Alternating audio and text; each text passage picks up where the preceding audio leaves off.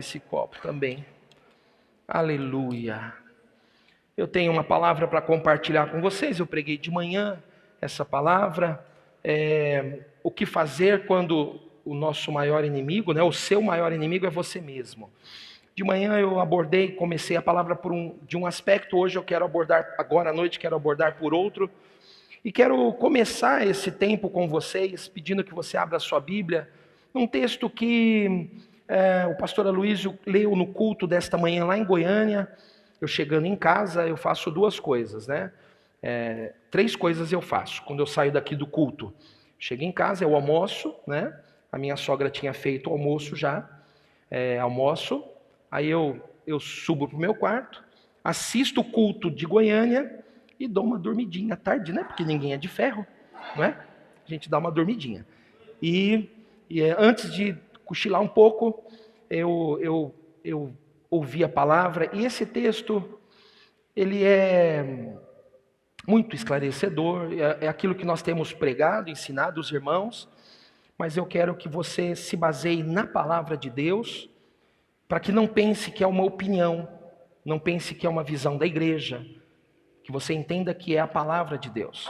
Porque a palavra que eu vou ministrar hoje, você tem que ouvir com ouvidos de alguém que já tem revelação da graça, para que você não seja levado à introspecção. Sabe o que é introspecção? Introspecção é o seguinte: você ouve a palavra e começa a procurar em si mesmo as falhas na sua vida. Não é esse o nosso objetivo.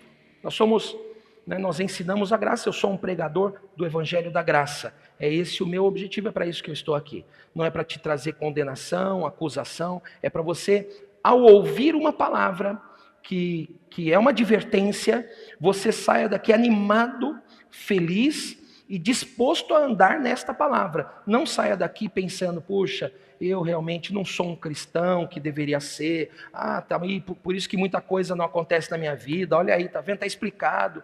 Não é esse o objetivo da palavra. Então eu quero que você abra a sua Bíblia, por favor, e acompanhe comigo esse texto em 1 Pedro capítulo 1, 1 Pedro capítulo 1 no versículo 13. 1 Pedro capítulo 1, versículo 13. Quero que você veja esse texto, Seria bom se você pudesse marcá-lo. Diz assim: por isso, cingindo o vosso entendimento, dispondo o seu entendimento. Cingir tem a ver com vestir-se. Você não veste o entendimento. Então o que significa? Significa que você dispõe, você se dispõe. Cingindo o vosso entendimento, sede sóbrios e esperai. Esperar, não é? Esperai inteiramente na graça. Esperai inteiramente na graça que vos está sendo trazida na revelação de Jesus Cristo. Não é? Você sabe, nós temos dito, a lei é um conjunto de regras. A lei são as tábuas, representadas pelas tábuas da lei. A lei é uma coisa, mas a graça é uma pessoa. Diga, graça é uma pessoa. Essa pessoa é Jesus Cristo. Na revelação de Jesus Cristo, você então desfruta da graça. Não é? À medida que você conhece a Jesus, a graça toma conta da sua vida e vai se alastrando, vai se ramificando na sua vida. Continua lendo o texto, por favor. Como filhos da obediência, não vos amoldeis às paixões que tinhais anteriormente na vossa ignorância. Pelo contrário, segundo é santo aquele que vos chamou, tornai-vos santos também vós mesmos em todo o vosso procedimento, porque escrito está: sede santos, porque eu sou santo. O que esse texto está falando? Uma observação religiosa, legalista desse texto, interpreta esse texto assim: tá vendo? Olha aí, você que não fica santo não, para você ver o que vai acontecer com você. Olha aqui, tá vendo? É para você ser santo, você se esforçar para ser santo como Jesus é. Mas esse texto Não pode ser ignorado o começo dele. Esperai inteiramente.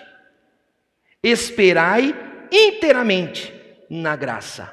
Descansai inteiramente na graça. Significa o seguinte: a graça é a raiz e a santidade é o fruto. Você está me entendendo?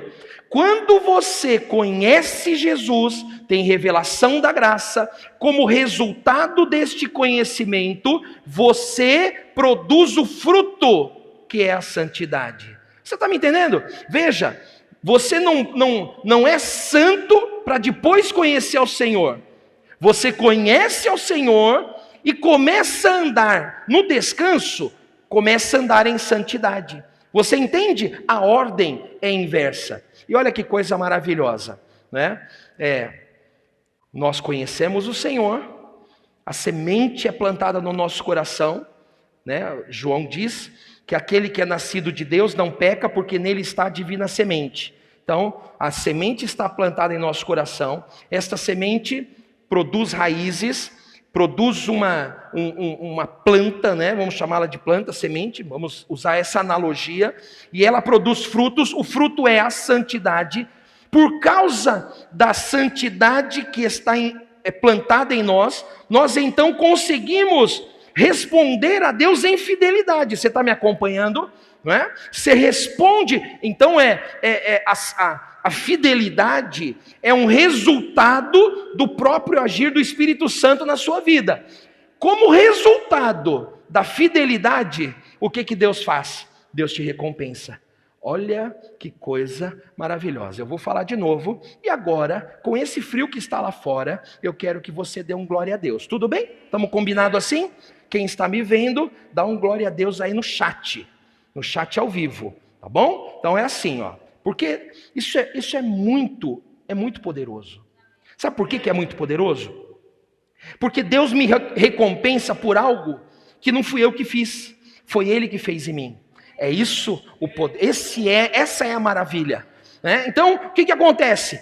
A semente, a divina semente é colocada dentro de mim. Esta divina semente vai crescendo, vai ocupando os espaços da minha vida. À medida que essa semente vai produzindo frutos, eu vou respondendo, né? Eu vou caminhando sem esforço. Algo natural, algo que é resultado da transformação do Espírito Santo na minha vida. Então eu vou andando em fidelidade a Deus, e por esta fidelidade que não nasceu em mim mesmo, esta fidelidade que não é fruto do meu esforço, esta fidelidade que não é fruto de qualquer coisa que eu possa oferecer a Deus, é fruto dele mesmo. Ele mesmo produz a fidelidade em mim, e eu ando em fidelidade, e por andar em fidelidade, Ele recompensa esta fidelidade, abençoando a minha vida. É muito favor de Deus. Dizem amém a isso ou não, meus irmãos? Eu amo o Senhor de uma maneira cada vez maior, cada dia, porque esses dias eu estava meditando nessa palavra, e eu vou deitar à noite, e eu durmo, a Regina dorme antes de mim, e aí eu fui deitar, dormir, e me veio uma sensação de alegria no meu coração, porque Deus é tão bom, sem eu merecer, eu não tenho nada para oferecer a Ele, não há nada, eu queria que os irmãos entendessem isso. Você sabe, às vezes a gente fala e os irmãos às vezes insistem com uma ideia que é errada, né? Sabe aquela ideia, você já ouviu, eu vou falar algo agora que pode te chocar um pouco, né? Ai, tá vendo? Deus te abençoou porque você foi fiel. Não, irmão, não tem a ver com você. Tá vendo? Seja fiel no Senhor. Você foi fiel no dízimo, então por isso Deus vai te abençoar. Não, irmão, a fidelidade é resultado dele mesmo em nós. Não é a tua obra, Você está me entendendo? Pastor, você está dizendo algo contrário do que você acabou de dizer. Não, irmão, o que eu estou te dizendo é o seguinte: não sou eu que decido ser fiel a Deus. É Ele que produz essa fidelidade em mim, sem eu perceber. Sabe o que vai acontecer com você? À medida que você caminhar com Deus, Deus vai mudando você e você não vai nem perceber. Aquilo que é um problema grande para você hoje, pode ser o teu temperamento, você vai caminhando com Deus. Pode ser a tua ansiedade, você vai caminhando com Deus. Pode ser o medo que aflige teu coração, você vai conhecendo o Senhor. E você vai conhecendo e prosseguindo e conhecer, e vai de fé em fé e de glória em glória. E aí quando você menos perceber, você já mudou, você foi transformado, o temperamento já foi mudado, aquela agressividade que havia antes, Deus já mudou, aquela insegurança que havia no passado, Deus já transformou. Sem você perceber, você não sabia que podia fazer tais coisas, mas o Senhor mudou na sua vida. Oh, amados, eu tentei mudar tantas vezes o meu temperamento. O temperamento é ruim, eu tenho um temperamento difícil, naturalmente, e tentei tanto. Eu pensava, como é que eu posso ser pastor tendo esse temperamento que eu tenho? Eu me esforçava, eu lutava, e eu fazia força, eu conseguia segurar às vezes uma resposta mais bruta, eu segurava às vezes um sarcasmo, sabe? Sarcasmo é muito ruim, é um recurso muito ruim, eu tenho vergonha de falar isso para você, eu era muito sarcástico, e uma ironia, e eu ficava uma agressividade, uma resposta torta, sabe? Tinha um personagem num dos programas de comédia aí, essa água é para beber? Não, é para tomar banho. Eu respondi assim, tudo, onde eu estivesse, no culto, onde eu estivesse. E eu pensava, Deus, não posso, como é que eu vou ser pastor desse jeito? Como é que eu vou ser pastor tratando mal as pessoas? Eu me esforçava. E quanto mais você se esforça, mais cansado você fica. Não é assim? Você fica cansado, é um cansaço, porque você faz força para lutar contra a sua natureza, para mudar. É a mesma coisa você tentar endireitar um pau torto, né? Uma árvore torta, você tenta endireitar e faz força, e ela não muda, porque tem a ver com a natureza dela. Mas à medida que você conhece o Senhor, você vê Jesus, a luz dele reflete na sua vida, o Espírito dele vai ocupando os espaços na tua vida, e sem que você faça força, sem que você faça treinamento, sem que você precise passar em pessoas que te ajudem a conhecer a si mesmo, sem nada disso, você simplesmente vai experimentando a transformação do Senhor na tua vida. Amém, querido? Eu quero te animar nesta noite, continue caminhando com o Senhor. Deixa o Senhor ocupar cada espaço da tua vida. Posso ouvir um amém bem enfesado? Amém! Glória a Deus, louvado seja o nome do Senhor. Você sabe, nós cremos que nós não perdemos, né? Não posso perder a salvação. Não perco a salvação. Jesus disse que aquele que é trazido, eu li o texto de manhã, deixa eu ver se eu acho esse texto.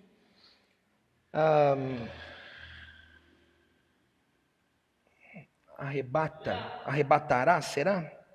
Arrebatará, deixa eu procurar esse texto, quero ler com você, João capítulo 10, abra por favor em João capítulo 10, eu quero que você tenha segurança.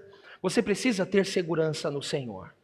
Para ouvir esta palavra, você precisa ter segurança no Senhor. Para não sair daqui culpado, não sair daqui com um sentimento de insuficiência. Diz assim, Jesus estava numa festa e os judeus se aproximaram dele e começaram a perguntar. E falaram assim, olha, no versículo 24 diz isso. Até quando nos deixarás a mente em suspenso? Se tu és o Cristo, dize-o francamente. Os judeus estavam em dúvida. Eles olhavam para Jesus e ouviam a voz dele e falavam, puxa, que ensinamento que ele está trazendo. Ele ensina como alguém que tem autoridade. O ensinamento nem é novo, nem é assim, não é tudo novo. Tem algumas coisas que outros rabinos já falavam. Mas ele fala como alguém que tem autoridade. É algo extraordinário. Os milagres que ele faz, os sinais que Jesus faz, é algo extraordinário. Mas as pessoas com as quais ele anda, não dá. Quem cerca ele, não dá. Então ele não deve ser o Messias. E os judeus foram para ele e perguntaram, até quando o senhor vai deixar a gente na dúvida?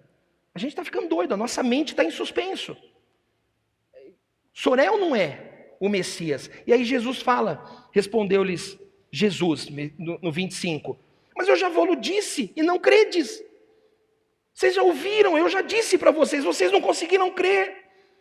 As obras que eu faço em nome do meu Pai testificam a meu respeito. Quer dizer, além de vocês não crerem no que eu ensino, vocês não conseguem associar as obras que eu realizo com o Pai. Porque somente o Cristo, somente o Filho de Deus poderia realizar as obras que eu faço. Não se ouviu dizer jamais de tudo aquilo que eu faço aqui entre vocês, não é? E testificam a meu respeito. Mas vós não credes. Por que não criam? Porque não sois minhas ovelhas. Vocês não são minhas ovelhas, ele falou para os judeus. As minhas ovelhas ouvem a minha voz. Eu as conheço e elas me seguem. Eu lhes dou a vida eterna. Louvado seja o nome do Senhor. Nós temos a vida eterna. Você é ovelha do Senhor? Diga, eu sou ovelha do Senhor. Você tem a vida eterna. Ele lhe deu a vida eterna. A vida eterna está dentro de você.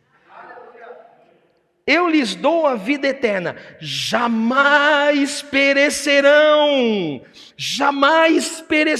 e ninguém as arrebatará da minha mão. Ninguém pode nos tirar das mãos do Senhor. Ninguém inclui você mesmo.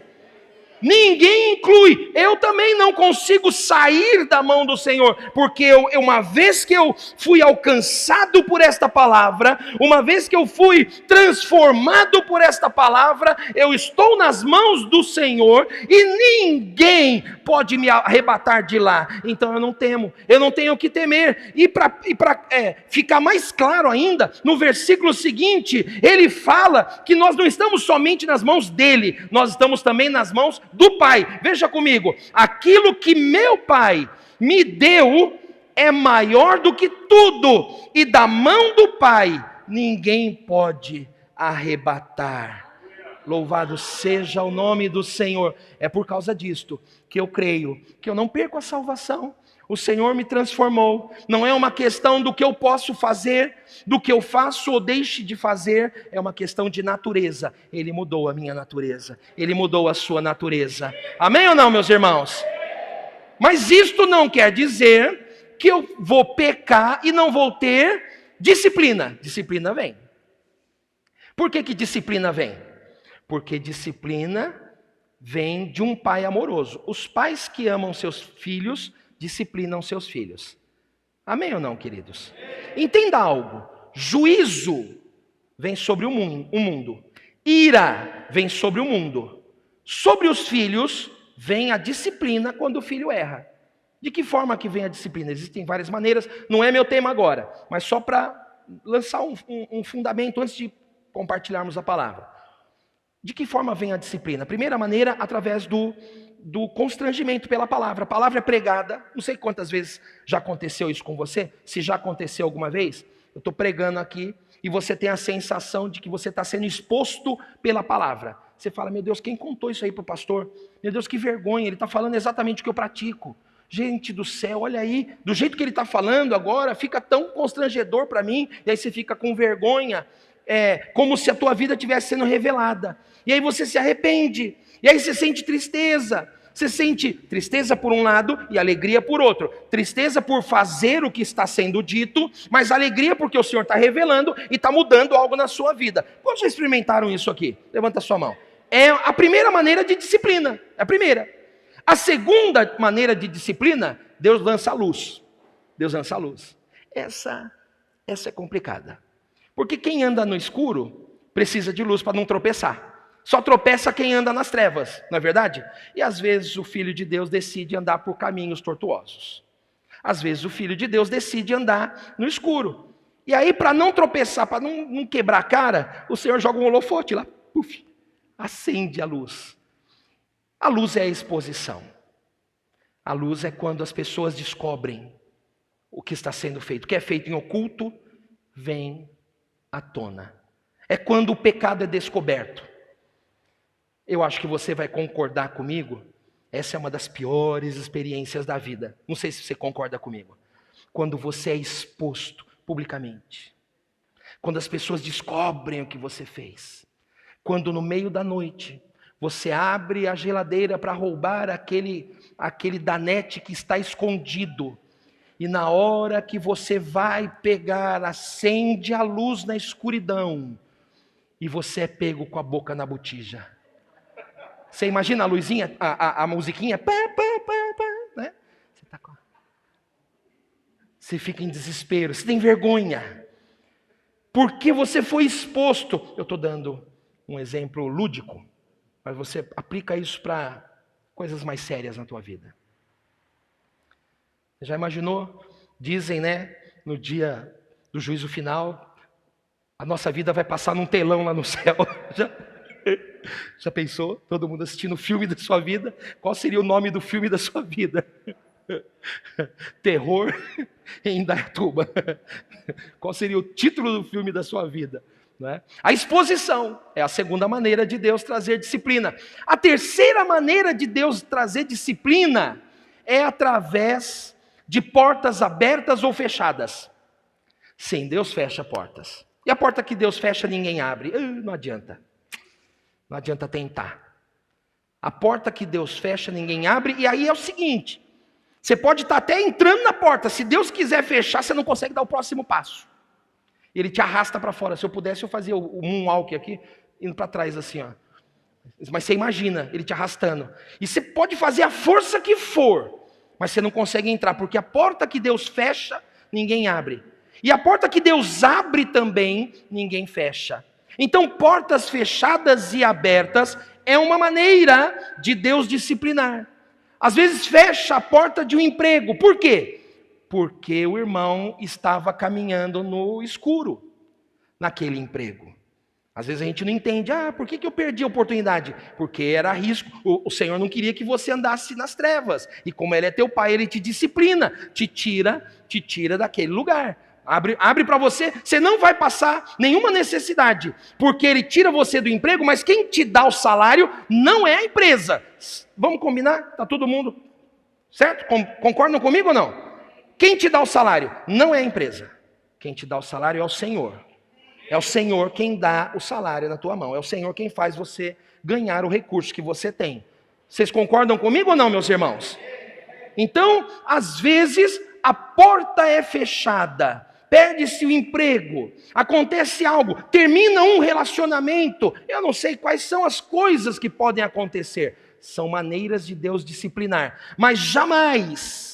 No Novo Testamento, eu gostaria que você entendesse bastante bem isto. Jamais é através de uma maldição ou através de uma enfermidade. Os irmãos entendem isso? Não é a maneira que Deus disciplina seus filhos. Não é através de uma enfermidade. Não é através de uma maldição. Pastor, eu estou aqui oprimido pelo diabo, porque eu pequei contra o Senhor, e aí Deus mandou contra mim o diabo. Não é assim. Não é assim. Não é assim. Deus não faz isso porque Deus é um bom pai. Deus é um bom pai. Diga, Deus é meu pai. Deus é um bom pai. Diga isto. Dá uma olhada para o vizinho aí. Não fala nada não que você está de máscara. Mas fala assim, como quem diz, bom pai, viu? Bom pai. Sem silêncio. Coisa maravilhosa, né? Em silêncio todo mundo. Deus é um bom pai. Bom, isto posto... Eu quero ver com você o texto que eu quero ministrar nessa noite. E eu convido você a abrir a sua Bíblia em 2 Crônicas. 2 Crônicas. Lá no capítulo 32. Talvez comecemos a folhear a Bíblia um pouco antes. 2 Crônicas, capítulo 32. 32. O texto que eu quero ler com você está a partir do versículo 24. A doença de Ezequias, não é? A doença de Ezequias.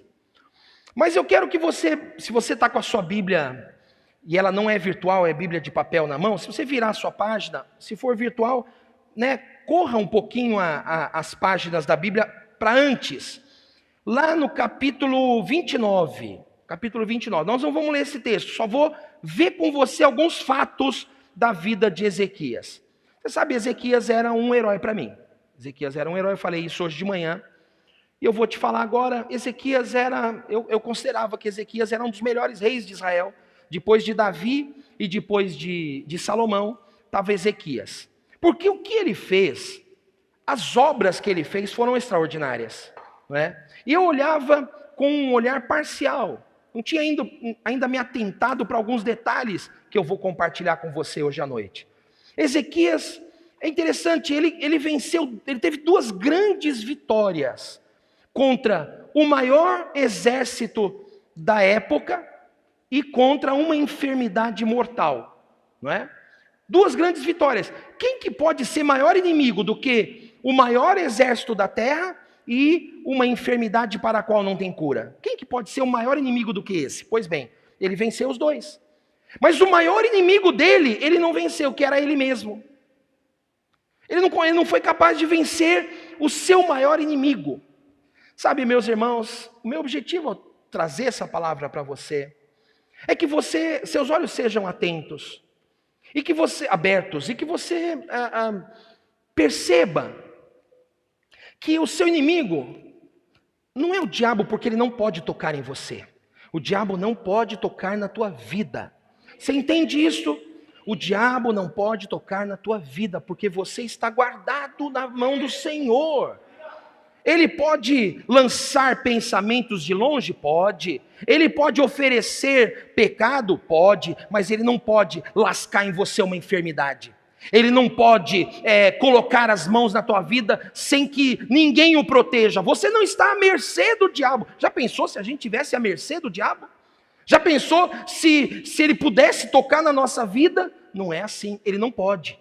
As enfermidades também, nós estamos debaixo da proteção do Senhor. Nós confiamos na cura. Se acontecer alguma enfermidade, faz parte da nossa vida, mas não é castigo de Deus. Você precisa entender isso. O ano passado a Regina passou um ano com dor no rim, e algumas pessoas perguntavam para ela, a pastora já sabe, já perguntou para Deus o porquê que está acontecendo isso. Quem sabe tem algo para confessar, quem sabe tem algo que Deus queira mudar na pastora. E a Regina, diante do Senhor, fala: Deus, se o Senhor quiser falar alguma coisa, o Senhor fala, mas não sinto que seja. Às vezes a gente passa por uma dificuldade, passa pela fornalha, sim ou não? Já passaram pela fornalha? Já passaram por um período de dificuldade, por um período de lutas na vida? Faz parte da existência. A existência humana prevê coisas assim, mas não é castigo de Deus. Você está me entendendo? Mas quem que te prejudica? Mais do que qualquer pessoa. Por que as oportunidades fogem das tuas mãos? Por que você começa uma coisa e não termina? É um homem de muitas iniciativas e poucas terminativas. Começa e se cansa, abre mão, perde dinheiro, gastou um monte de coisa, aí perde dinheiro, porque comprou errado. Começa e não vai até o fim, faz as coisas do jeito que dá. Quem que te prejudica de fato? Às vezes mente, e a mentira é descoberta mais lá para frente. Já passou por esse tipo de constrangimento? Já viu alguém passar por esse tipo de constrangimento? Entra na empresa e aí depois descobre que não é bem assim, daquele jeito. Que coisa difícil. Aí dá para colocar a culpa no diabo? É o diabo que prejudica? Não é. Sou eu mesmo. Eu sou então o meu maior inimigo às vezes. Sou eu que às vezes construo as coisas e depois me cansei do que construí e desfaço com a minha própria mão. Mas para que isso não aconteça na tua vida, para que isso não se repita, para que este ciclo, se foi assim até hoje, se houve várias vezes que você perdeu, jogou fora suas conquistas, hoje o Senhor vai mostrar para você princípios para que não continue assim, para que a sua vida seja transformada.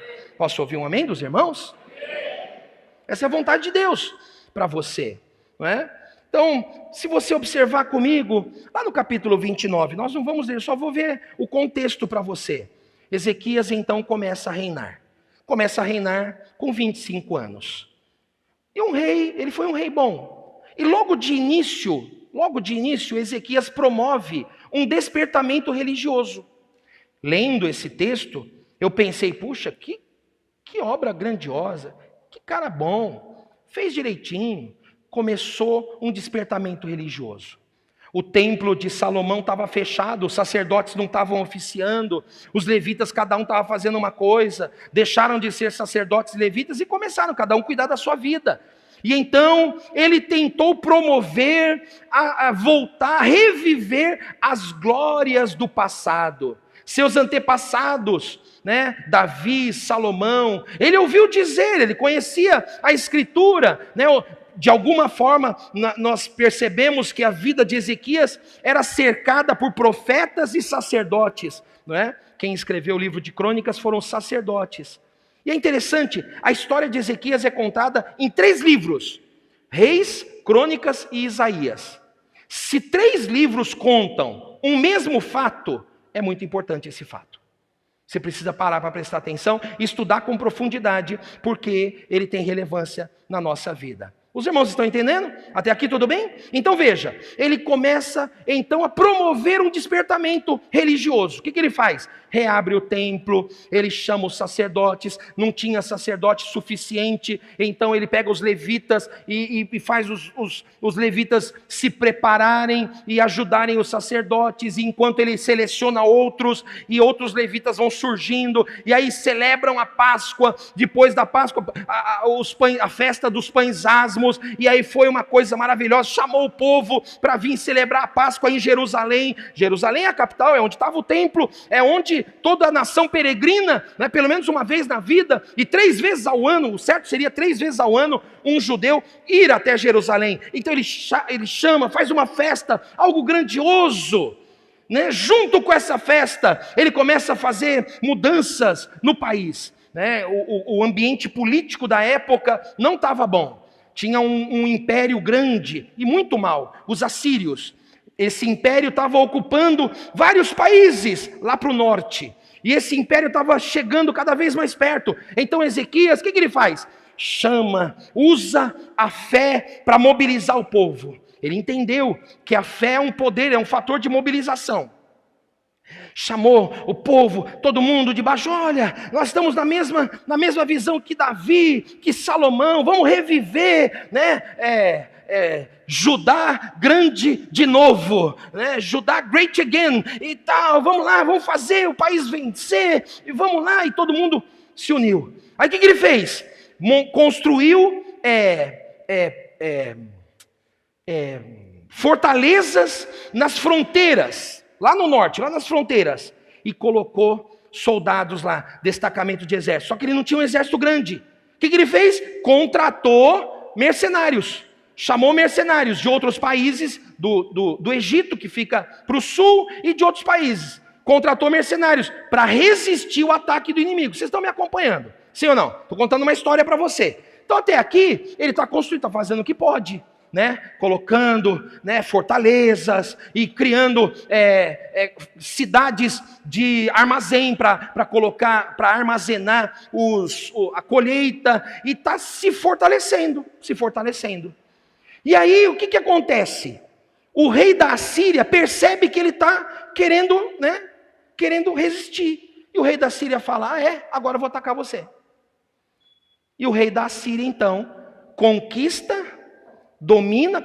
e destrói o reino do norte, que é Israel, e marcha na direção de Jerusalém. E as cidades fortaleza que ele tinha construído caem facilmente. Ou seja, o plano que ele havia traçado dá errado. Ele tinha feito tudo certinho. Demorou 14 anos isso. 14 anos se preparando, construindo, promovendo um despertamento. Tudo que ele faz, então, dá tudo certinho, né? Assim, tá tudo bonitinho. Mas na hora que precisa resistir ao exército inimigo, o exército inimigo passa pela resistência dele como se não houvesse nada. Como se fossem crianças lutando contra soldados armados. E chegam diante de Jerusalém, cercam Jerusalém. E aí o comandante do exército vai até a muralha de Jerusalém e começa a falar. E fala: olha, quem vocês pensam que são para resistirem a mim? Isso está descrito aqui, capítulo 29, capítulo 30, capítulo 31, né? Capítulo 32 é o momento que nós estamos falando. E aí o cara vai lá e fala: quem que vocês pensam que são para me resistirem? Vocês vão confiar? Vocês pensam que Jeová vai proteger vocês? Não, foi Jeová que me mandou vir aqui lutar contra vocês. Então Ezequias, ele se depara com todo o esforço que ele havia feito, ele vê cair por terra. Todo o esforço, toda a construção que ele fez, todo o empenho que ele fez, cai por terra. Os mercenários foram os primeiros a ir embora. Sabe aqueles soldados mercenários que ele contratou? Gastou dinheiro à toa, porque os mercenários fugiram. Ele ficou sem ninguém, desamparado. E aí ele estava diante de um inimigo que está às portas de Jerusalém e certamente ia prevalecer sobre ele. Ou seja, toda a fidelidade dele não adiantou. Todo o esforço dele não adiantou. Nós vamos descobrir por quê. E aí o emissário do rei da Síria fala o seguinte: na primeira vez, vocês estão pensando que Jeová que vai proteger vocês? Não, Jeová me mandou vir. Na segunda vez ele fala assim: Jeová não é capaz de proteger vocês. Foi assim que eles falaram. Os deuses das outras nações não puderam resistir ao nosso exército. Jeová não vai resistir também. Não vai fazer vocês resistirem. Pronto, aí nós temos um problema. Esse homem, ele desafiou o Deus dos exércitos. Então não foi por causa de alguma fidelidade de Ezequias, mas foi por causa da blasfêmia da Assíria. O que Deus fez? Deus mandou o profeta até Ezequias e falou assim: ó, deixa eu te falar, trazer uma mensagem para você. Não tema esse cara aí, que eu vou botar um anzol, vou tratar ele que nem um animal, vou botar um anzol no nariz dele, vou puxar ele que nem gado, e vou levar ele para a terra dele, e lá na terra dele ele vai morrer pelas mãos de um traidor lá na terra dele. Você não tenha medo, porque eles não pisarão em Jerusalém. E o que acontece? Realmente Deus usa dizem, né, a história diz que é uma praga de ratos. É interessante, deixa eu contar uma informação para vocês. Esse episódio, ele é descrito na Bíblia e é descrito também nos anais da Assíria. Só que nos anais da história da Assíria não é falado que Deus mandou uma praga de ratos. Não é falado isso. Eles dão outra desculpa lá, mas 180 mil homens morrem numa noite. Deus colocou as mãos e acabou com o exército do inimigo numa noite. Não pela justiça de Ezequias, mas porque aquele povo tinha blasfemado contra Deus. Não é algo sábio blasfemar contra o Senhor. Você sabe, o mundo hoje tem blasfemado contra o Senhor. E o Senhor é longânimo, ele está tolerando, ele não faz nada. Mas um dia virá o juízo. Nós precisamos alertar este mundo, através da nossa vida e do nosso estilo de vida, que há um Deus, e esse Deus, ele é bondoso. Estamos vivendo a época da graça, mas um dia virá o juízo. Um dia virá o juízo, esse juízo está perto. Os irmãos concordam comigo ou não? Um dia virá o juízo. Bom, veio o juízo. Só que os irmãos, deixa eu contar outra coisa para vocês. Junto com o exército inimigo, aos 39 anos de idade, Ezequias desenvolve uma enfermidade mortal. Aparentemente um tumor. Um tumor nasce nele. Então presta atenção, olha a dificuldade que ele está passando.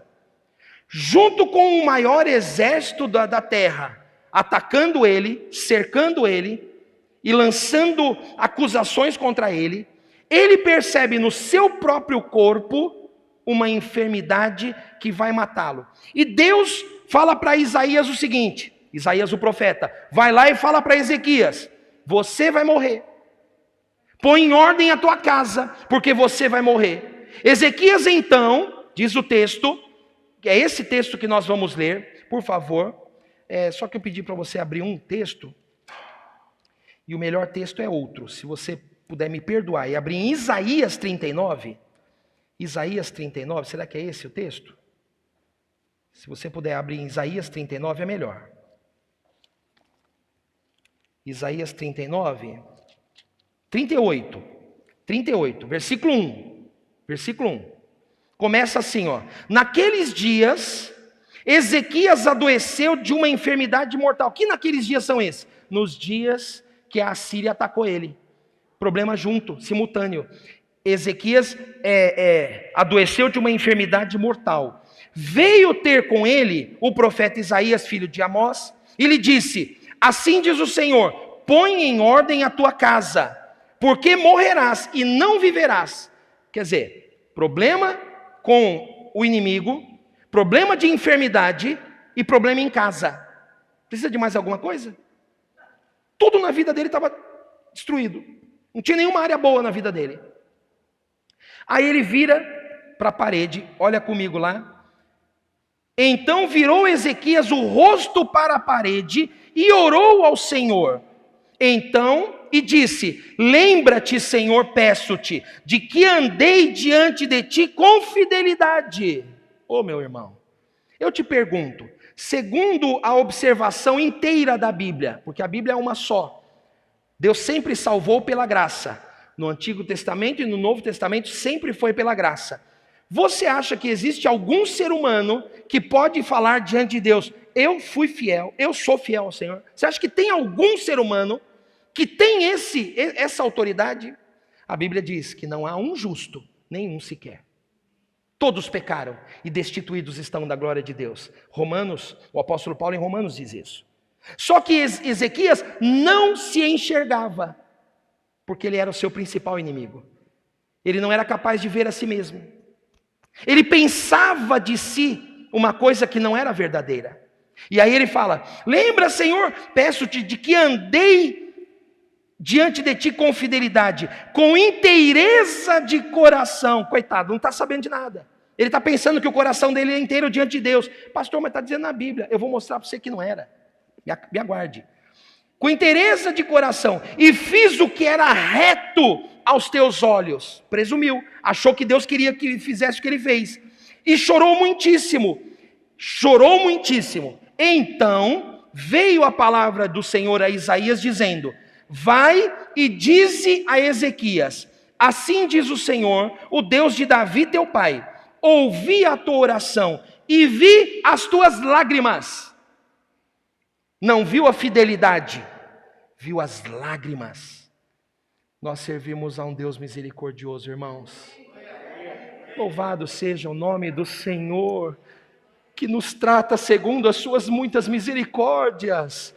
Ele não nos trata como nós merecemos, nós, mesmo que sejamos tolos e achemos que fazemos alguma coisa boa para Ele, que oferecemos alguma coisa que Ele não tenha. Senhor, eu te dou meu coração. Dá nada, irmão, dá nada. Se não for o Senhor colocar arrependimento em você, você não se converte. Não há ninguém que busque a Deus, a Bíblia diz. Não há ninguém na terra que busque a Deus. Aqueles que buscam a Deus só o buscam porque Ele mesmo os atrai. Entenda isso. Nunca, se alguma vez, você sabe, eu vou contar uma intimidade minha para você. Eu namorei com a Regina 4 anos. 4 anos nós namoramos.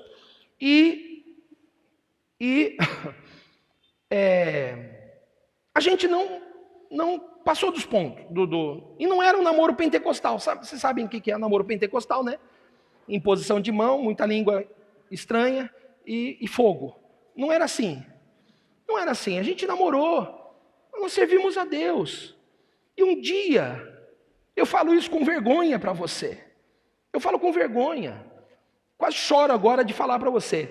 Um dia eu estava orando e falei para o Senhor isso. Falei: Deus, eu entreguei minha juventude para o Senhor. Pensando agora, vamos negociar? Eu entreguei minha juventude, meus melhores anos eu entreguei para o Senhor. Estava negociando com Deus. O próximo passo era pedir uma grande bênção. Namorei legal, bonitinho, a moça casou invicta. Tudo bem. Eu entreguei para o Senhor a minha juventude. Eu entreguei para o Senhor o meu namoro. Antes de eu terminar de falar, o Espírito Santo me constrangeu. E falou: rapaz, você não me entregou nada, se você pudesse, você ia. O que te faltou foi beleza e dinheiro.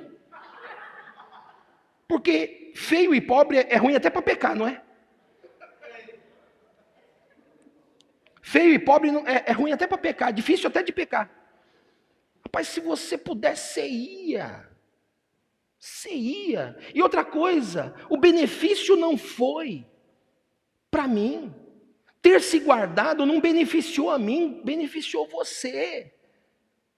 Eu interrompi a oração, eu falei: Senhor, me perdoa, eu vou ali fazer um café, já volto.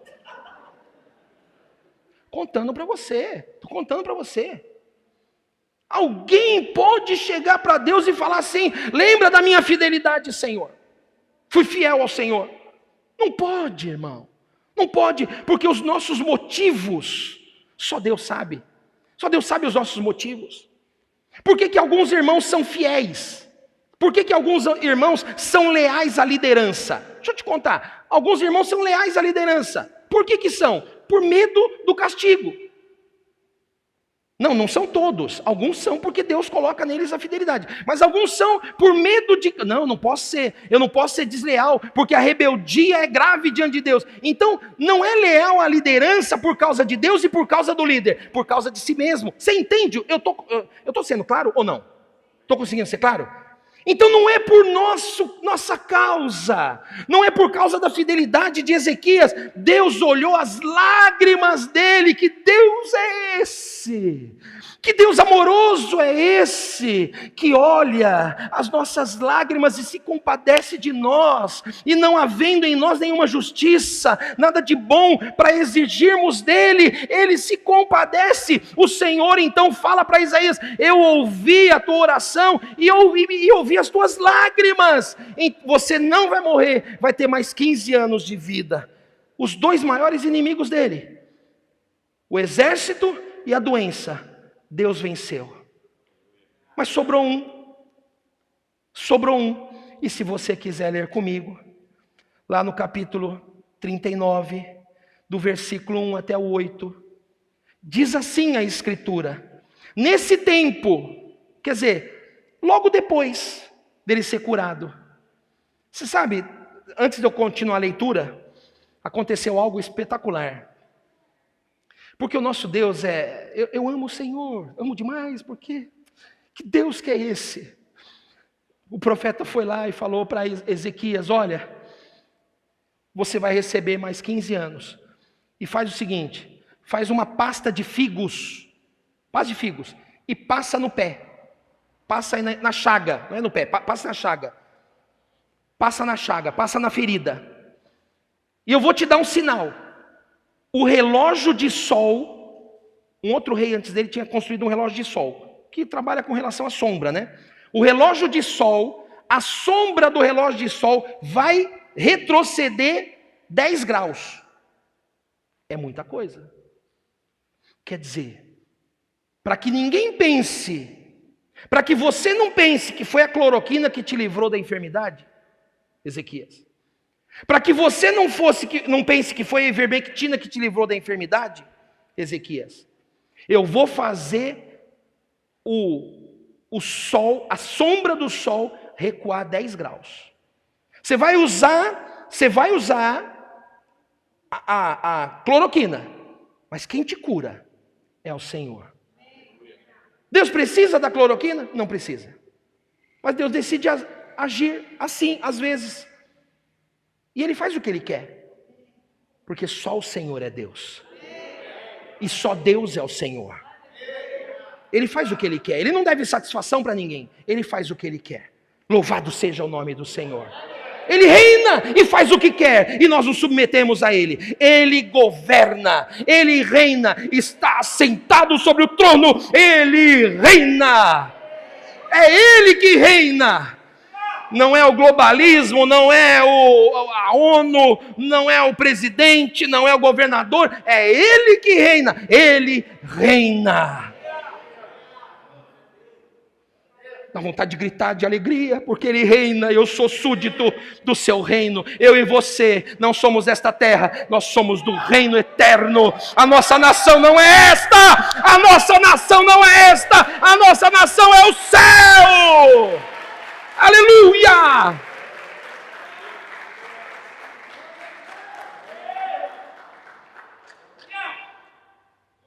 Veja comigo, houve um grande milagre. O exército mais poderoso da terra fugiu. A enfermidade incurável foi curada. E o sol parou. Ou o sol retrocedeu, não sei o que aconteceu. Ou a rotação, ou a translação, aconteceu alguma coisa com eles. E aí olha o que Ezequias, o que acontece, o que a Bíblia diz. Nesse tempo, Merodach-Baladã, filho de Baladã, rei da Babilônia, enviou cartas e um presente a Ezequias, porque soube que estivera doente e já tinha convalescido. Ezequias se agradou disso e mostrou aos mensageiros a casa do seu tesouro, a prata, o ouro, as especiarias, os óleos finos, todo o seu arsenal e tudo quanto se achava nos seus tesouros. Nenhuma coisa houve, nem em sua casa, nem em todo o seu domínio, que Ezequias não lhes mostrasse. Então Isaías, o profeta, veio ao rei Ezequias e lhe disse: que foi que aqueles homens disseram? E de onde vieram a ti? Respondeu Ezequias: de uma terra longínqua vieram a mim, da Babilônia. Mentiu. Era longínqua a terra? Era, mas ele quis enfatizar o longínqua, querendo dizer o seguinte: não se preocupa, vieram de longe, não vai acontecer nada, fique em paz. Mostrei para eles tudo, porque eles não vão fazer nada muito longe para eles me atacarem. Mentiu, porque a Assíria era vizinha da Babilônia, era relativamente a mesma distância, e tinha acabado de ir embora. Ele sabia do que estava acontecendo, só que ele deu uma desculpa para Deus. Triste quando um homem de Deus dá desculpas para Deus. Está me acompanhando, sim ou não? Continua lendo, por favor. Perguntou ele: que viram em tua casa? Respondeu Ezequias: viram tudo quanto há em minha casa. Coisa nenhuma há nos meus tesouros que eu não lhes mostrasse. Então disse Isaías a Ezequias: ouve a palavra do Senhor dos Exércitos. Eis que virão dias em que tudo quanto houver em tua casa, com o que entesouraram teus pais, até o dia de hoje, será levado para a Babilônia. Não ficará coisa alguma, disse o Senhor. Dos teus próprios filhos que tu gerares, tomarão, para que sejam eunucos no palácio do rei da Babilônia. Então Ezequias disse a Isaías: boa essa palavra. Boa essa palavra que disseste, pois pensava. Ele nem chegou a falar isso para Deus. Deus está nos revelando o que estava no coração dele. Pois pensava: haverá paz e segurança em meus dias. O meu herói era um egoísta. Aquele que eu pensava que era um herói, que era um grande rei, na verdade só era um tolo egoísta. O seu maior inimigo era ele mesmo. Você sabe, no texto que nós não lemos, que está em 2 Crônicas, o sacerdote que escreveu 2 Crônicas escreveu assim: Deus se afastara de Ezequias para provar o seu coração e para que ele, Ezequias, soubesse o que estava no seu coração. Deus provou Ezequias, não com a Síria, não com exército grande, não com enfermidade, porque Deus não faz isso. Deus não coloca demônio na vida de ninguém e não coloca enfermidade na vida de ninguém. Deus provou Ezequias através de um presente. Isso Deus faz. Em situações onde você não acha que vai acontecer, que tem alguma coisa séria acontecendo. Aí aconteceu. Sabe o que me chama a atenção? Quero compartilhar rapidamente com você alguns princípios que me chamam a atenção. Como disse o Douglas, 7 princípios. O Douglas está animado, né, Drelli? Pegou a palavra: pastor, eu vou pregar 7 princípios aqui. Falei: nossa, é isso mesmo, Dodô, vai firme. Sabe o que me chama a atenção? Que Ezequias começou bem e terminou mal. Porque a Bíblia diz, isso me chama a atenção porque a Bíblia diz o seguinte, em Eclesiastes 7:8. Eu gostaria que você nunca mais esquecesse desse versículo. Toda vez que você pensar em desistir, toda vez que você ficar cansado das suas atividades na igreja, toda vez que tiver desânimo, que o desânimo bater a porta, você lembra desse versículo. Você deveria imprimir esse versículo e deixar ele grudado na sua geladeira. Deixar em algum lugar, como página, como fundo de tela no seu notebook. Você devia fazer isso. Porque a Bíblia diz assim, só a parte A, não vou ler a parte B. Eclesiastes 7:8 diz assim: melhor é o fim das coisas do que o seu princípio. Não importa como você começou, o que Deus leva em conta é como você vai terminar. Muitos começam animados, felizes. Vamos servir ao Senhor, vamos servir ao Senhor, vamos servir ao Senhor. Vamos para o encontro, vamos para a consolidação, vamos para a célula, vamos para a reunião de discipulado. Eu quero ter discípulos, quero fazer evangelismo. E começam bem, e começam animados, e começam felizes. Dá impressão, e o irmão fala, e a irmã fala: nossa, daqui a pouco eu vou morar na igreja, chego cedo, primeiro a chegar, o último a sair. Começa bem. Mas daí no S do Senna, quebra o motor. Na curva da reta, quebra o motor. Para. Por que parou? Eu vou falar para você o que eu estou imaginando dessa cena. Ezequias teve duas grandes lutas na vida dele. Essas duas grandes lutas cansaram ele. Levaram ele à exaustão emocional. Os irmãos sabem o que é ter cansaço de alma, sim ou não, meus irmãos? O pior cansaço que tem não é o cansaço físico. Você concorda comigo? Se você trabalha braçal, vamos dizer que você trabalha em braçal, ou dirigir é um trabalho braçal, cansa pra chuchu. Né? Dirigir longo período de tempo, eu estava conversando com o Decivaldo, ele falou que dirigir durante muitos anos provocou nele uma questão na coluna. Vamos dizer que você trabalhe na construção civil. Vou dizer que você trabalhe visitando clientes a pé. É um trabalho que exige do seu corpo. Ou trabalhe numa máquina, não é? O dia inteiro. Né? É um trabalho cansativo. Às vezes você faz hora extra, você chega em casa esgotado, quer só um prato de comida, um banho quente e quer deitar na cama. Acordou cedo, está indo dormir tarde por causa do trabalho. Você dorme, você acorda no dia seguinte renovado. Via de regra é assim que acontece. Sim ou não? Não é assim? Eu estou enganado? É assim mesmo que acontece. Agora, o cansaço de alma, você deita na cama, primeiro que se dormir, dorme mal. É mais comum que não durma. Que comece a passar o horário, dá 10h30, 11 horas, 11h30, meia-noite, você está com o zoião assim, ó, ligado. E levanta para ir no banheiro e volta, e levanta para ir na cozinha tomar água e volta, e levanta para ir no banheiro de novo e volta, e rola na cama, vira para um lado, vira para o outro, a mulher ronca, e você dá um cutucão nela para ela parar de roncar, você fica com o zoião ligado. Por quê? Porque a sua alma está atribulada. Cansaço de alma esgota a gente. Sim ou não, meus irmãos? Eu creio que Ezequias estava com esse cansaço. Anos e anos. Ele deve ter pensado, porque ele pensava que fazia tudo certinho. Anos e anos servindo a Deus. Quantos encontros eu fui. Meu Deus, olha, perdi a conta de quantos encontros eu fui. Chegava sexta-feira, embora domingo à tarde. Nem o pastor ficava no encontro. Pastor esperto, chegava lá, distribuía a tarefa. Pastora dava as ordens, porque pensa numa mulher que gosta de dar ordem. Só apontando o dedinho assim, ó. Eu ficava lá, acordava de madrugada. Fui em encontro de jovens, fui em encontro de não sei o quê, encontro de não sei o quê. Quanta coisa eu fiz. Não aguento mais. Quanta célula liderei. Não aguento mais. Quanta gente eu tratei. Cuidar de gente é complicado. Meu Deus, cuidei do irmão. Quanto mais eu falo para o irmão, pior fica. Eu perco. Olha, pastor, eu perdi horas aconselhando o irmão. O irmão saiu da minha casa e foi para o pecado. Ah, cansei, não aguento mais. Quanta coisa eu fiz, abri minha casa, recebi célula Kids. Quem já recebeu célula Kids em casa sabe do que eu estou falando. As crianças são uma bênção. Você sabe que a pastora Márcia, ela mudou o slogan.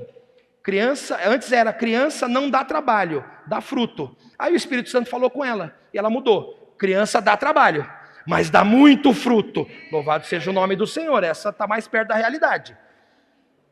E aí você fica trabalhando e servindo a Deus e chega cedo. Ou o pessoal da equipe de música, né? Esses irmãos estão vindo no culto de manhã, chegam 9 horas, saem daqui meio-dia. E quando chega 4 horas da tarde tem que se trocar para vir aqui e chegar às 6 aqui para ensaiar de novo. E ficam aqui até 9 e pouco.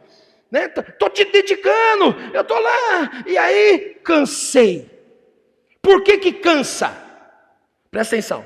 Por que cansa? Não é para cansar. Mas por que cansa? Cansa quem faz a obra no seu braço.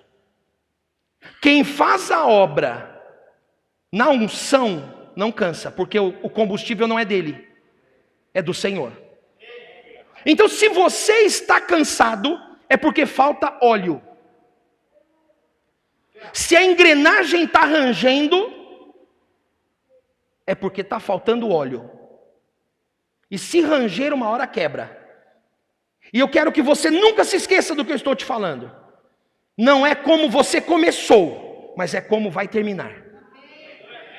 E eu quero chamar você nesta noite, você que está em casa me assistindo e você que está aqui me ouvindo. Eu quero chamar você esta noite a renovar o teu compromisso com o Senhor e falar: Deus, eu decido responder ao Senhor e eu não vou parar, eu vou até o fim, eu vou completar a carreira, eu vou combater o bom combate, completar a carreira e guardar a fé, não por minha força, mas pelo poder do Espírito Santo que está dentro de mim. Só quem crê, dá um glória a Deus bem forte. Que o Senhor não nos permita parar. Ezequias fez tudo certo, mas no final da vida, jogou tudo fora. Não joga fora tudo aquilo que você construiu, irmão. Em nome de Jesus. Não joga fora. E aí é interessante, eu estava pensando aqui, vá até o fim da jornada. Vá até o fim, complete. Outra coisa, Ezequias perdeu de vista o propósito eterno. Enquanto o profeta estava falando para ele: um dia você vai perder tudo. Ele estava pensando: vai ser na minha vida? Não, vai ser na vida dos seus descendentes. Ufa, graças a Deus. Ou seja, ele perdeu de vista o propósito eterno. Irmão, não perca de vista o propósito eterno. Não fica com os teus olhos nesta vida, nesta terra. Irmão, em nome de Jesus, isso aqui tudo o anticristo que vai dominar. Isso aqui tudo vai acabar no Armagedon. Não fica guardando a tua vida para isso, não. Põe os teus olhos na eternidade, irmão. Põe os teus olhos na eternidade. Não fica sofrendo por coisas terrenas, não. Eu sei, todos nós temos nossas preocupações, nossos anseios, nossos desejos, todos nós temos. Mas, irmão, em nome de Jesus, coloca teus olhos na eternidade. Coloca teus olhos no lugar onde está o tesouro eterno, o tesouro verdadeiro. O verdadeiro tesouro está na eternidade. Em nome de Jesus, você viu, um dia desse a Regina comentou aqui, não sei se foi no culto de mulheres, Jesus contando, disse que é mais fácil um camelo passar pelo fundo de uma agulha do que o rico herdar o reino dos céus. Aqui a discussão não é ter ou não dinheiro, a discussão é onde está o teu tesouro, ali estará também o seu coração. O mestre disse isso, porque a agulha era uma porta pequena por onde só passava uma pessoa. Dependendo do horário, a porta da cidade é fechada. Então, o viajante não pode entrar com seus camelos na cidade. Ele não pode, ele tem que deixar a riqueza dele lá fora. Então, ele tem que tomar uma decisão. Ele deixa, se ele chegar, o portão já estiver fechado, os bandidos estão lá fora. Fora da cidade é uma terra sem lei. Não existe policiamento. É uma terra sem lei, fora dos muros da cidade. Então ele tem que tomar uma dura decisão. Fica para proteger o seu tesouro e ser atacado pelos bandidos e correr o risco de perder a vida, perde o tesouro e a vida, ou vai e deixa seu tesouro, sabendo que no dia seguinte voltará e não encontrará nada. O que é mais importante? Alguns perdem a vida, porque não dão valor para a vida, dão valor para as coisas. Eu estou aqui para falar para você: tira teus olhos desta terra, põe os teus olhos na eternidade, em nome de Jesus. Não perca. Como é que eu faço, pastor, para vencer o meu maior inimigo? Olha para Cristo. Olha para Jesus. Você veio aqui atrás de uma resposta, porque eu coloquei lá, né? O que fazer quando o seu maior inimigo é você mesmo? Então esta é a primeira resposta. Olha para a eternidade. Olha para Jesus. A primeira resposta, na verdade, é: vá até o fim, não pare na metade do caminho. Porque mais importante é o jeito que a coisa termina do que começa. Segunda é: olhe para a eternidade. Terceira é: olhe para o legado. Que legado, pastor? Viva para passar adiante a tua fé. Para quem? Para os teus filhos em primeiro lugar. Não tenho filhos? Para os teus discípulos. Você sabe, existem dois ensinos errados. Você está prestando atenção em mim? Todo mundo comigo? Dois ensinos errados. Primeiro ensino errado é o seguinte: não existe diferença entre pecadinho e pecadão. Nossa, pastor, sempre pensei que era assim. Não, não é. Existe diferença. Uma coisa é blasfemar contra o Espírito Santo. Outra coisa é mentir. Existe diferença. Uma coisa é adulterar. Outra coisa é contar uma mentira, mentir a hora. Alguém te pergunta, né? Você vai fazer um cadastro na Caidu e a mulher te pergunta: quanto você ganha? Você fala 3 pila. É mentira. Você não ganha isso. Você está mentindo, isso é pecado. Mentira pequena é pecado. Mas é diferente de blasfemar contra o Espírito Santo. Concordam comigo ou não? Então tem diferença. Tem pecados que são para a morte. Tem diferença. Te ensinaram errado. Falaram para você que não tem diferença. Tem. Outra coisa que te ensinaram errado: dessa vida a gente não leva nada. Você já ouviu isso? Já ouviu, né? Ah, dessa vida a gente não leva nada. Pois bem, leva. Pastor, o que a gente leva dessa vida? As obras que a gente faz nessa terra. Na eternidade, nós apresentaremos ao Senhor. Está escrito isso em Apocalipse. Salvo engano, capítulo 13, versículo 8.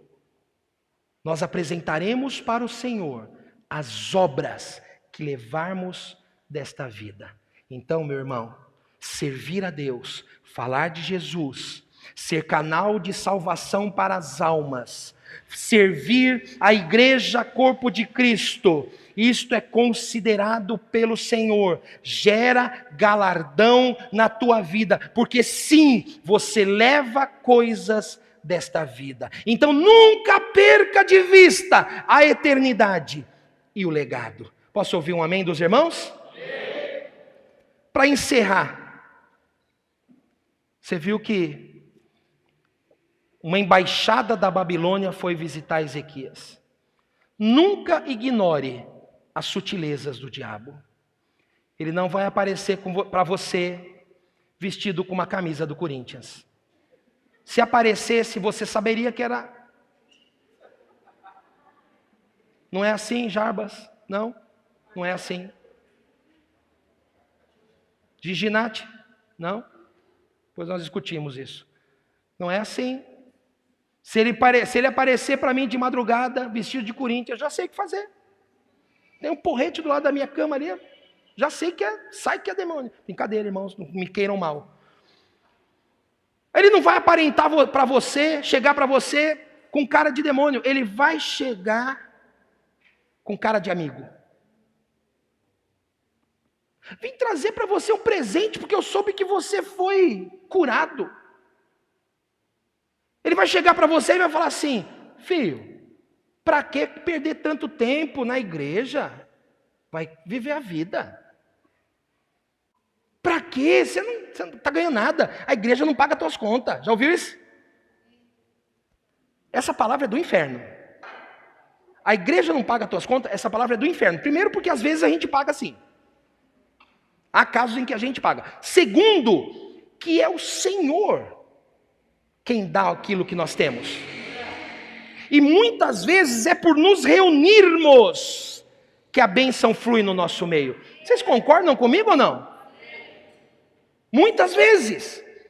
Tá para surgir um testemunho aí, irmãos. Quando surgir, no começo do mês agora, tá para estourar um testemunho poderoso. Quando nós contarmos esse testemunho para você, é algo extraordinário. Como que Deus faz as coisas.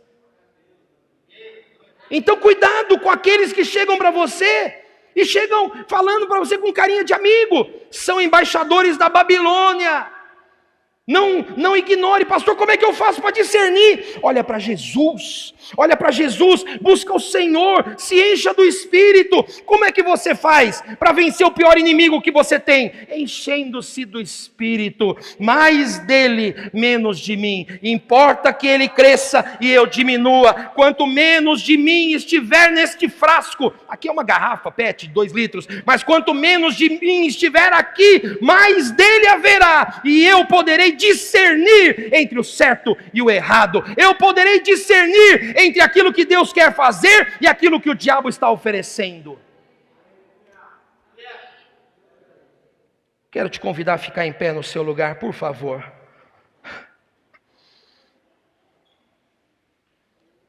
Deus provou o coração de Ezequias.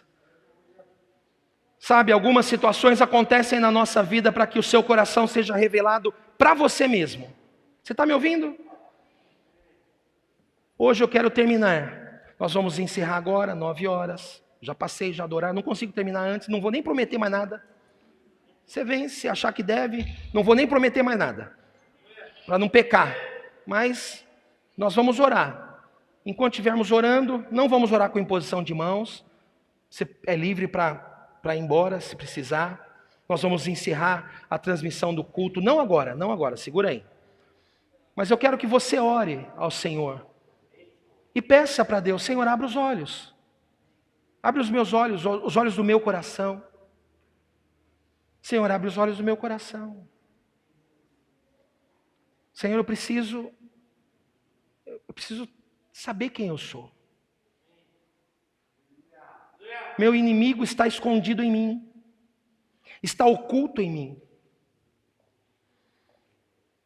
Eu faço algumas coisas pensando que estou fazendo para Deus e na verdade nunca foi. Sabe qual foi o problema? Ezequias não tinha o coração inteiro para Deus. Ele pensava que tinha, mas não tinha. Durante todo o tempo, ele serviu a si mesmo. Você sabe, alguns irmãos vão ao culto porque não tem coisa melhor para fazer. Alguns irmãos servem a Deus porque não tem dinheiro para ir viajar, porque senão iriam viajar. Alguns irmãos se dispõem porque querem receber alguma coisa do Senhor. Isso é assim. Mas que o Senhor nos mostre para mim hoje o meu coração, para que eu tenha a oportunidade de pedir a Ele que Ele me dê arrependimento. Essa é outra coisa importante. Você sabe, não é você que se arrepende, é o Senhor quem dá arrependimento a você. A Bíblia diz em Filipenses que tanto querer como o efetuar vem do Senhor. O apóstolo Paulo fala em Coríntios que a tristeza para a morte e a tristeza para a vida. A carne gera remorso para a morte. O Espírito gera arrependimento para a vida. É o Senhor quem gera arrependimento no nosso coração. Aproveite este momento, nós vamos cantar ao Senhor. Eu peço que você ore ao Senhor e fale: Deus, mostra meu coração para mim. Quero me arrepender. Quero vencer esse inimigo que me rouba. Quero vencer esse inimigo que desfaz aquilo que eu tento construir. Não quero terminar a vida desse jeito. Não quero ser como Isaac, que terminou cego. Eu quero ser como Jacó, que ainda na velhice profetizava ao Senhor.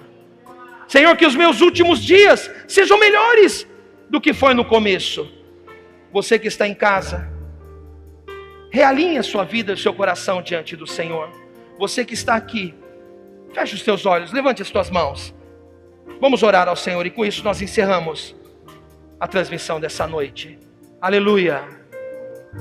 Aleluia. Tu cantar.